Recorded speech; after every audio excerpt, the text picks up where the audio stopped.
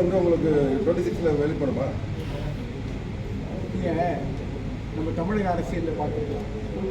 இடைத்தேர்தலில் சில நேரங்களில் வெற்றி பெற்றது அதிமுகவில் அன்றைக்கு முதலமைச்சராக வர முடிந்த அன்றைக்கு போது எதிர்கட்சி தலைவராக இருந்த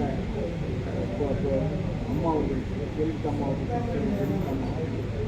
அவங்க தான் ஒரு முறை மருகாபுரி இன்னொரு இடைத்தேர்தல் அதே மாதிரி புரட்சியாளர் எம்ஜிஆர் அவர்கள் அவர் ஒரு முறை திண்டுக்கல் இடைத்தேர்தலில் சில நேரங்களில் தான்.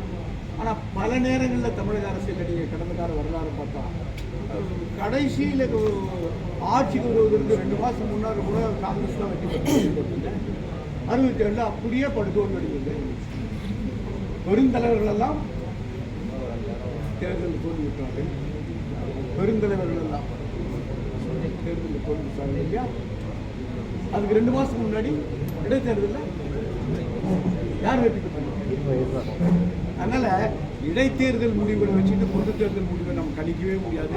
தமிழக அரசியல்